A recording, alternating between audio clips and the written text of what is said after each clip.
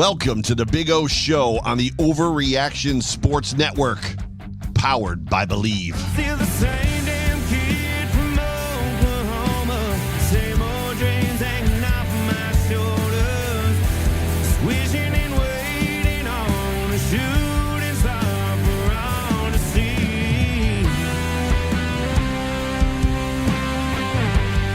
And now your host, straight out of Oklahoma, former Buffalo Bill, Jerry Ostrowski. I'm still the same damn kid from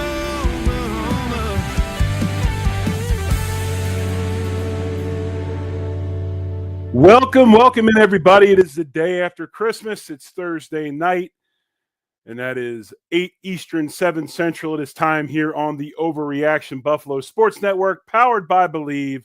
It's time once again for the Big O Show as we break down this week's matchup. The Bills take on the Jets, Orchard Park, New York, and the Jets coming in at 4-11 with a interim head coach, Jeff Ulbrich. Bills 12-3, pretty much have locked up the 2 seed, and now they're trying to figure out what to do over the next 2 games, as they've got a couple of games that don't really mean that much as far as their playoff seeding. Bills come in 9.5-point favorites. Over-under is 47 points. That game kicks at high mark at 1 p.m. Eastern time, and that would be noon Central. Buffalo Bills come in after beating the Jets earlier this season, 23-20. That was in New York, and if I remember correctly, that was a Monday night game. Buffalo beat the Jets last year in the second game at home, 32-6. Of course, the Aaron Rodgers Achilles tendon game did not go so well. Jets won that game 22-16. So this is a Jets team that's reeling. This is a Jets team that has an owner in Woody Johnson that is making Jerry Jones seem quite normal. If you didn't have an opportunity to check out the article about him and just some of the things that have been going down in Jersey with his football team, you need to check it out. Really good piece. It's a long read, but it's something that is interesting and kind of gives you a little bit of background what's going on in New York. And this is a systemic problem, it would seem to me, something that's not just Aaron Rodgers or player-driven or things of that nature, or if it was Robert Saleh's fault. But Woody Johnson has some serious issues, and he's got some things that he needs to figure out real quick. If he's going to try and go out and get somebody to take that head coaching job with the amount of meddling that he does behind the scenes, also including his young sons.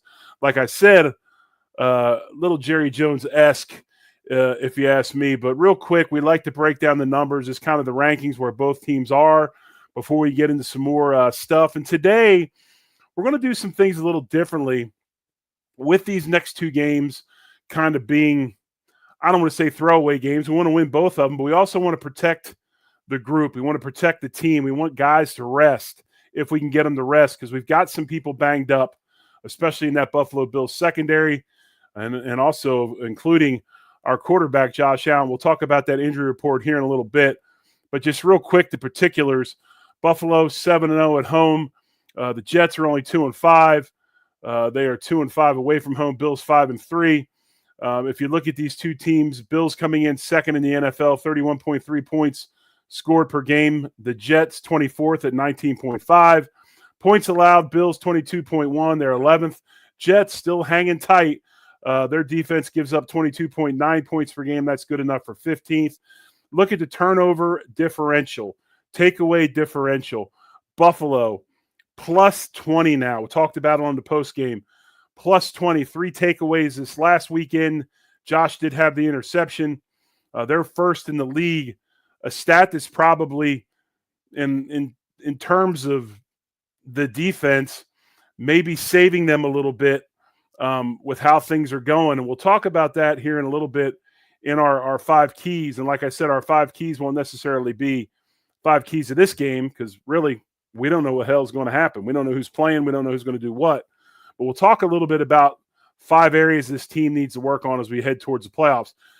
Jets come in -2, 17th in takeaways. Passing yards per game, Bills 9th, 233. Jets 219 for 17th. Rushing yards per game, Buffalo 133 up to ninth. The Jets only get 88 yards a game rushing. That's 31st. That's even with Breece Hall in that backfield. You look at defensive passing yards per game. Bills giving up 229. That's 25th in the league. Jets only giving up 188 yards per game passing. That's 5th in the league. And, of course, we know about Sauce Gardner and the rest of that talented secondary in New York. Their defense still playing with pride. Their defense still good, a unit that should worry you a little bit as we head into this weekend. And finally, defensive rushing yards per game. Bills giving up 118. That's 14th in the league. Jets giving up 121. That's 16th in the league. Looking at injury reports, and we look at Buffalo's, and we usually bring on Dr. Brad Bowen. It's the holidays. Brad's got a bunch of family in town, a lot going on, so he won't be able to join us this week. Hopefully we can get him on next week. Most people were full today. DeMar Hamlin with the ribs, he was limited the last 2 days. We'll see what happens with him, if he can play or not. I think it would be wise to continue to play Cole Bishop. Cole Bishop is actually getting much, much better in recognition, and he is a hammer in the run game as far as coming downhill and making tackles. So we'll see what happens with DeMar. Also, Tyler Rapp limited the last 2 days with the neck. Again, that is an area where let's let the young guy play, get some reps if we have to get these guys healthy. But the part that throws a kink in this whole thing is you look at Cam Lewis, and Cam Lewis has been limited the last 2 days in practice. And so we're going to have to see what happens with him. Cam Lewis, I believe, nursing a shoulder, and we'll find out what happens there because, without Cam playing, that is the guy that's kind of the Swiss Army knife of that defensive secondary, a guy that really, really does a good job of filling in for those guys when they get hurt. So we'll talk about him, obviously, as we progress with this injury report. But also we have a few others as I try to get back to that injury report, as I'm having some issues technically here. We'll get back to it in a second. But we also look at Matt Milano was limited on Wednesday. He's back full today with the groin injury. We'll see how that goes. And Curtis Samuel with the ribs. He was limited the last 2 days. Everybody else full. So we should have a pretty full gamut as far as the rest of that secondary goes, the rest of that defense goes, because that's where most of the injuries are. And we'll see how that whole thing takes place. But we talk about this game coming up this weekend in Orchard Park. Jets coming in, struggling. And, I want to, when you look at these things, you really want to start talking about what do we want to get into? Do we really want to get into the 5 keys of this game? Because, obviously we can. You can talk about, making sure you block up front, making sure your offensive line sets the run, sets the tempo, talking about defense stopping the run, although they're only getting 88 yards per game. How do you contain Aaron Rodgers? All these things. Really, to me, the key right now with 2 games left is where do the Bills need to really, really shore things up or going into the playoffs? What are some of the areas that the Bills definitely need some help with as far as us getting to the ultimate prize, which is the Super Bowl? And so when I started looking at things, obviously I kind of emphasized the defense because really, other than a couple things, the defense to me is the biggest question mark for the Bills. I think special teams also is a little bit of an area. We'll talk about that in a moment. But when we talk about this Bills defense and you look where they are right now, there's some things that are perceived to be one way and they're really not. And there's some things that are perceived to be good that maybe they're not. So I got into the numbers, I got into the analytics, and I looked at some stuff. I used a couple of different services.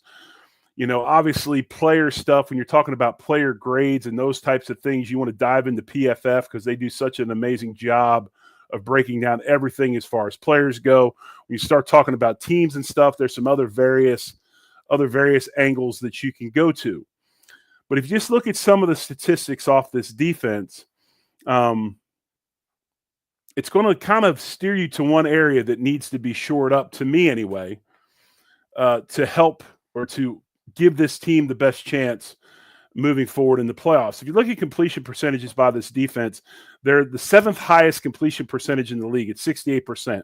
Yards per game, they're 7th highest. They're giving up 244.3. Total passing touchdowns, 8th highest, 25. Interceptions, and this is what we were talking about earlier, that plus minus, that takeover differential has really saved this defense.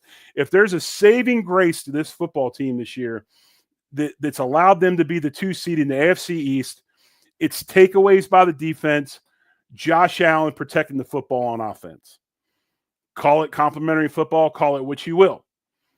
That is the main thing right now. We won a football game this past weekend off of turnovers. We get the fumble in the end zone on the lateral. We get a couple of key takeaways, and we win that football game. It's the one key area. So you look at interceptions. This team has got 14. That's tied for 5th in the NFL in interceptions. Quarterback passer rating, they get 93.2% to opposing quarterbacks. That's 15th highest in the league. Sacks, 34. That's good for 21st in the league. Rush yards allowed, they're 20th in the NFL. Yards per carry, they got the 9th worst rate at 4.62 yards per game that they're giving up to tailbacks. You look at yards per game, they're 19th at 118.3. Rushing touchdowns, 12. That's 22nd fewest in the league. Not giving up many rushing touchdowns. Average time to throw, a quarterback's average time to throw, 2.53. 13th in the NFL. And then average time to pressure, 2.54. That's 15th. So not overly bad. But there are some things in those stats when you hear them and you look at them that kind of lead you to something that I believe really, really needs to be addressed and figured out quickly. And to me, anyway, a lot of it has to do with injuries, especially injuries on defense, injuries in a certain area. So when I look at these things and I look at the first area that I think this Buffalo Bills team needs to fix or get better at going into the playoffs, how do you get better as a defense? Well, you get off the field. And right now, the defensive third down conversion rate, to me anyway, is too high.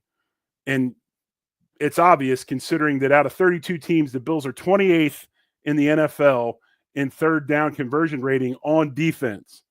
So they're giving up third down at a clip of 44.4%. And that's sustained drives. That's third and longs, third and shorts, fourth downs, whatever you want to look at it. They're not getting off the field. So to me, when you look at this Bills defense, and you would think sometimes, especially over the last few games, you're giving up 90 points in so many games. And last week, a lot of people had a very negative connotation over that game, felt the defense played so poorly, and all of those deals.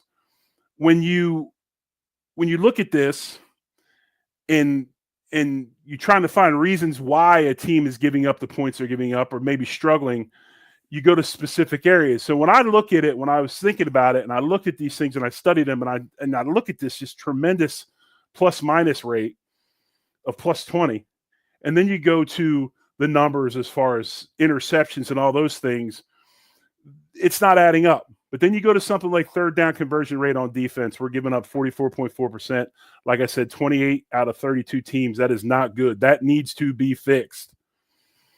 So it goes to the second area, which is how do you fix something like this?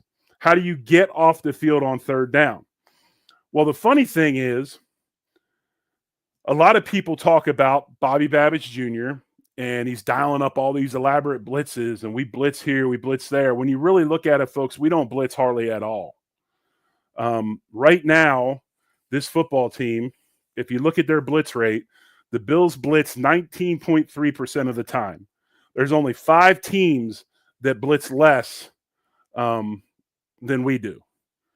So we don't blitz very much. But yet, when you look at our pressure rate as a team, meaning any sort of pressure on the quarterback, whether it's a sack, whether it's getting them off a spot, whether it's a hit, whether it's a hurry, anything that alters the quarterback's passing, okay, gets him off his spot. We talked about a pressure rate earlier as far as where they rank 15th in the league. But if you look at their pressure percentage, it's 23.5, which is 10th in the league. That's pretty good. That means you're causing some issues up front. You're getting after the quarterback a little bit. Yet our third down conversion rate is 44.4, where we're not getting off the field. So you start looking at areas where how this all meshes up. And I apologize, folks, if it comes across as a little bit confusing sometimes.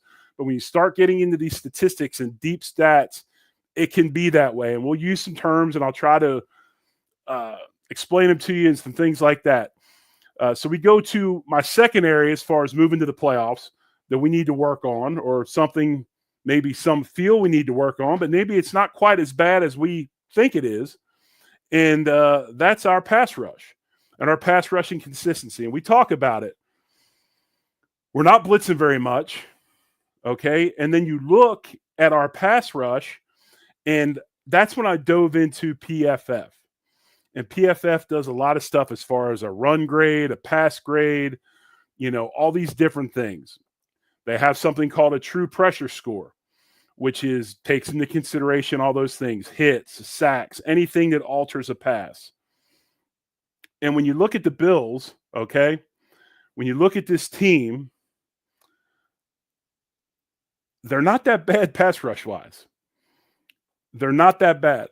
When you look at the scores or the grades of the players at this point of the season, right now our best rated pass rusher, just pure grade-wise from PFF, is Greg Rousseau. Rousseau also leads the team in sacks. Rousseau's got an 80.6 score. Anything 80 and above is considered pretty darn good. When you start creeping into the 90s and all that kind of stuff, you start talking about elite. There's also other areas that you can look at as far as pass rush that breaks it down even more and gets more specific. And, I like to say it's like hunting with a rifle instead of a shotgun. When you look at this defensive line and you look at their grades for their true pressure score, okay, we talked about that. That takes everything into consideration. A true pressure score of 15%, okay, a win rate of 15% for a defensive lineman is a good score. Elite players, high 20s, even 30%, depending upon the position and styles of play. But when you start looking at defensive linemen, you look at a win rate as far as a true pressure score goes, 15% and higher is pretty good. You look at Rousseau, we talked about his individual grade of PFF grade of 80.6, great rusher. His win rate, 20.2%. That's 5 over. That's good. Von Miller, his pass rush grade this season, 80.4%. His win rate, 24.8. That's good. Ed Oliver, his pass rush grade this season, 79.5. Half of a percentage away from being 80, which is real good. Not as bad as people think. His win rate percentage, 16.4. That's considered a really good score. So Ed may be not getting the sacks, but he is causing some issues. Daquan Jones, his pass rush grade, not unbelievable, but Daquan's an older player and is more of a run stopper anyway. His is 73.2, not terrible. His win rate, however, is 16.4%. Here's where it gets bad, and I think this is an area that we'll talk about as the season goes along, and I think a lot of people have realized it. AJ Epinesa, his pass rush grade, 54.2%. His win rate's 11%. AJ's not quite having the season that maybe the Bills thought he would have. Brought back, whether it was because of the cap considerations and they get him back at a certain number, but AJ heading into the playoffs needs to step that up a little bit. Even a guy like Phillips, 61.4 on the grade. He's not a pass rusher, but his win rate, 15%. When you look at this team, quarterback knockdowns, this defensive line, 9.9% on knockdowns. That's 12th in the league. Hurry-ups, 8.6. That's 11th. This pass rush is not bad. Is it elite? No, it's not elite, but it's not terrible like we try to make it out to be. Here's an elite pass rusher for you. And I bring this up because his name was linked to us in the media the last couple of days. And somebody put out there on the Twitter world that the Buffalo Bills were the leading candidate to trade or make a move for Myles Garrett in the offseason. You know those numbers I talked about, 80%, 15%. You want to hear elite? Myles Garrett's pass rush grade, 93.2%. His TPS win rate, total pressure score, or true pressure score, 32.4%. Absolutely elite. So when you start thinking about things, that's what elite looks like. That's what elite looks like, Myles Garrett. But on the other hand, this is a group that is battling, scrapping, and doing a good job for what they've got. Vaughn was Myles Garrett a long time ago. Vaughn's not that guy anymore. But he's still finding a way to get some things done. So when I look at the third down conversion rate, how do we get that number down? First is pass rush consistency. But then you start looking at the fact about we don't blitz very much. And then you look at the pass rush numbers. Are they amazing? Elite level? Not really, but they're solid. They're good. Good middle of the road group. So that leads me to my third area that I'm going to as far as where do we need to shore things up before the playoffs. And I think this is pretty telling. And when you look at the grades from this group and you look at the way things are going on, to me anyway, this is where the Bills are having their issues on defense. And the reason why, to me anyway, they've had zero continuity. It's been a who's who all season long. It's been musical chairs because of injuries. And that's our linebacker group and our secondary. And our coverage as a defense has been sporadic at best. And if you look at Bobby Babich, and here's a give, okay? Here's a tell. Everybody talks about people playing Texas Hold'em and if you have a tell or not. Blitz rate's a tell. Well, maybe we don't blitz because we don't have linebackers that can blitz. Well, we've got the linebackers that can blitz. If anything, those linebackers blitz pretty well. If you look at a team that won't blitz a lot, it's because if you don't get home, it puts a ton of pressure on that secondary. And it's hard to cover for long periods of time because now you lose underneath players. You got a bunch of guys maybe running man. You got guys doing some things they don't normally do. And I think that's kind of a tell why we don't blitz quite as much as people may think. But if you look at the grades, the PFF grades for our defensive secondary and linebackers this year, it's a little bit I shouldn't say it's a little bit telling. It's a lot telling. Right now, we've got one player that's elite in that secondary, and that's Christian Benford at 80%. He's the seventh best corner in the league, locking it down. Funny thing is, if you go to some others, we talked about Rasul Douglas, and I'm going to be forthcoming when I talk about this. I listen to a lot of Joe Marino. I listen to his stuff. I think it's tremendous. If there's content creators out there putting out good content, I'm going to listen to it because it helps me learn. As much football as I've learned or as I've played, there still are things that I don't know. And I listen to Marino pretty religiously because Joe does a really good job of putting those things out there. Recent podcast Joe had, he talked about our defense sector. He talked about Rasul Douglas getting up in age, maybe losing a step, all of those things. And because we had talked about that cornerback tandem, so well, we talked about that quarterback tandem, how they were so solid. But right now, Rasul Douglas is PFF grade 59.2%. He's ranked 127th in the NFL. Granted, he's been hurt, but he's had some issues. Taron Johnson, 58.9. We look at Elam, who gets more grief than anybody. He's at 67.5. He's better than most. Safety-wise, our leading guy is Cam Lewis at 59.7. Hamlin at 56.3, Rapp at 50.3, Cole Bishop at 48.9. Linebacker-wise, not good at all.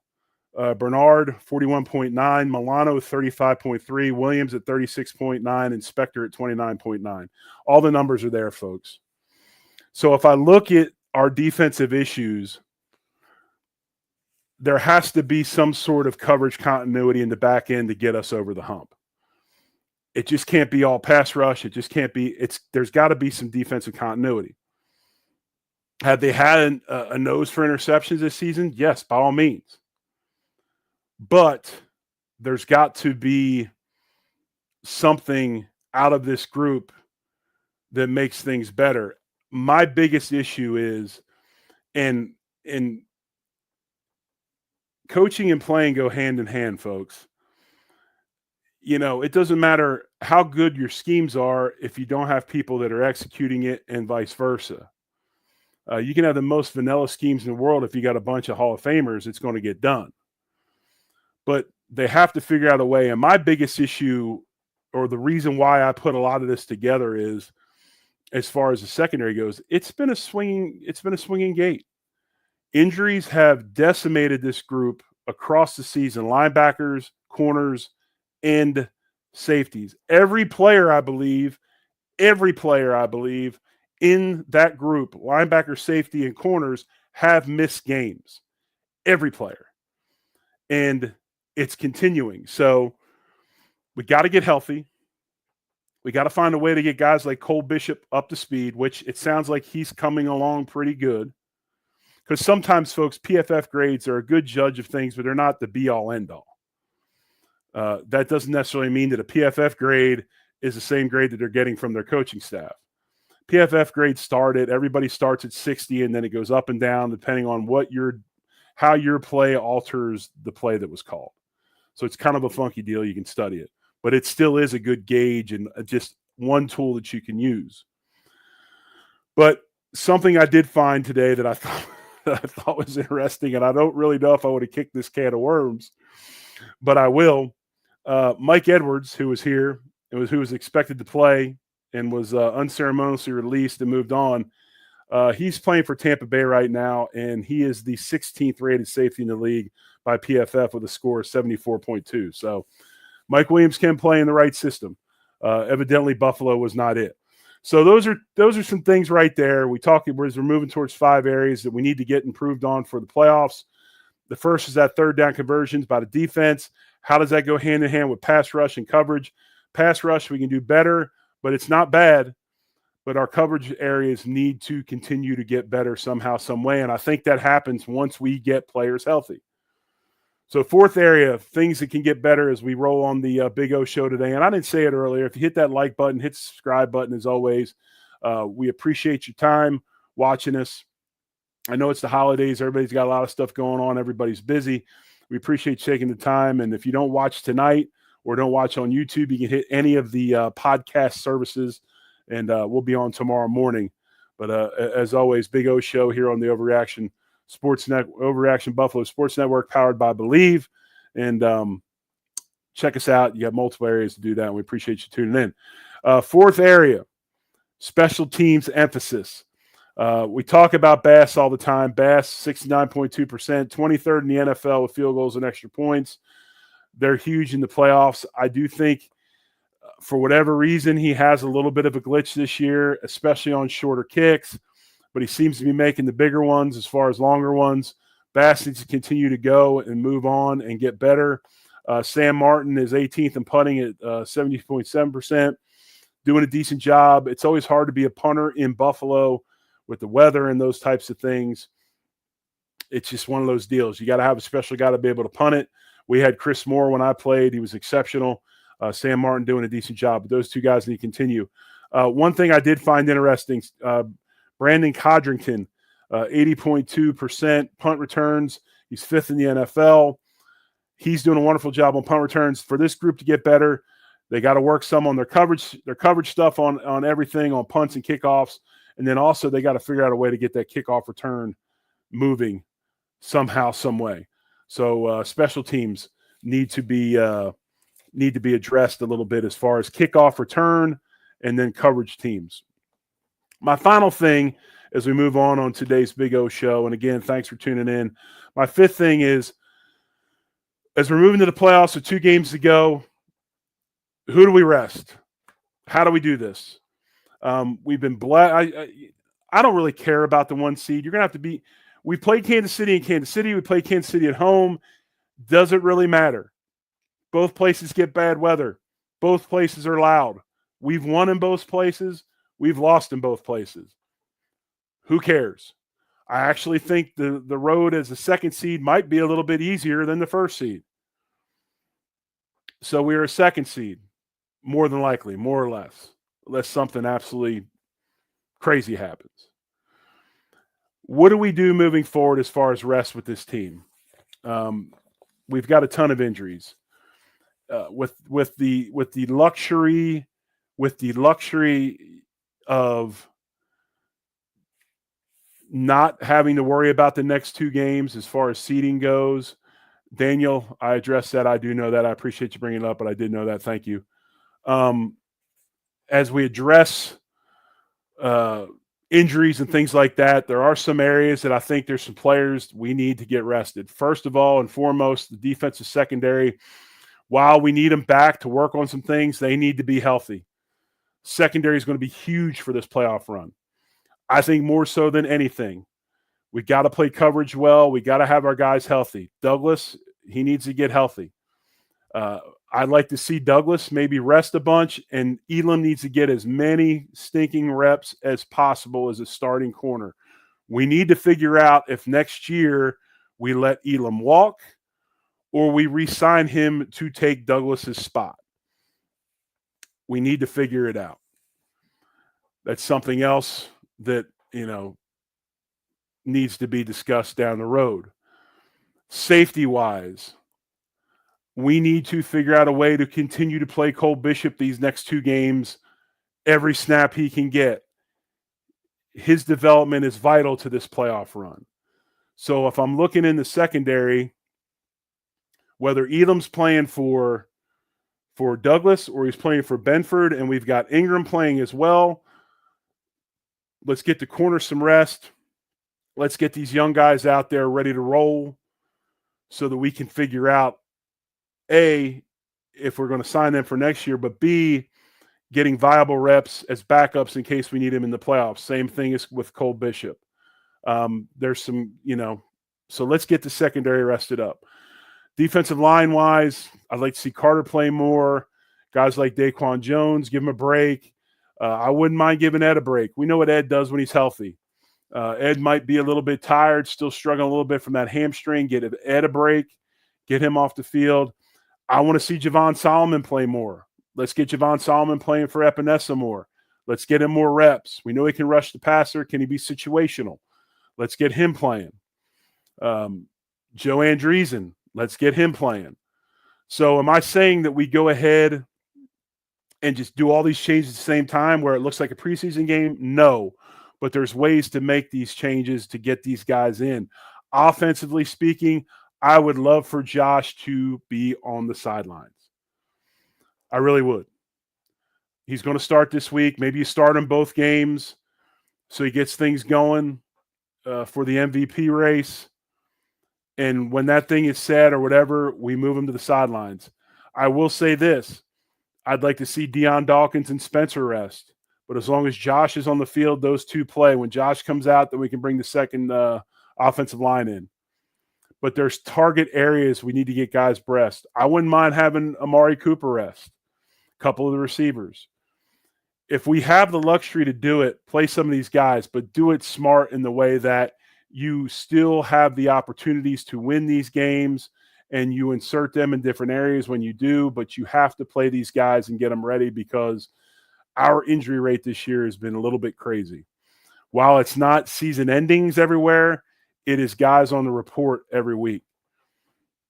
So that's my 5th thing is who do we rest? How do we do it? Do it smartly and get these backups some experience as we roll to the playoffs. So 5 areas for our playoff push, 5 areas I want to see us work on, 5 areas I want to see us get better at. First of all, third down defense, getting off the field. Our pass rush consistency, do we blitz more? Well, I think that'll be predicated upon if, number 3, our coverage gets better and we start to play a little bit better in the secondary once we get healthy, because I do think that's the biggest issue. It's been a revolving door. Nobody has gotten used to anybody because everybody from linebacker back has been out at some point this season. We also look at special teams, and then who do we rest as we roll towards the playoffs. So anyway, this is the Big O Show here on the Overreaction Buffalo Sports Network. We got the Jets coming into town this week. Make sure you salute them properly. Make sure they know you let them know where they are and the fact that they are in New York, and we are the only New York team, as they are not, because they are from Jersey. And we'll be on the post-game show Sunday after the Jets game, the Overreaction post-game show. Myself, Joe Miller, John Fina. Monday, off tackle with John Fina. Tuesday, back with On the Beat, I believe. And actually, I need to look at the calendar because I need to check when New Year's Eve is. Actually, we might not be here on Tuesday, depending upon what's up with that. The 1st is Wednesday, so we're kind of seeing another flip that we had this week. Tuesday might be iffy. I doubt Hump Day's on Wednesday. I'll be back the 2nd of January with the last breakdown of the regular season against the Patriots. And then we got the If These Walls Could Talk guys on Friday and so forth. So once again, thanks for listening to the Big O Show on the Overreaction Buffalo Sports Network, powered by Believe. As always, folks, we appreciate you. Hit the like button, hit subscribe, and we'll be back with more next week. We'll see you on the post-game show on Sunday. As always, folks, much love. Go Bills.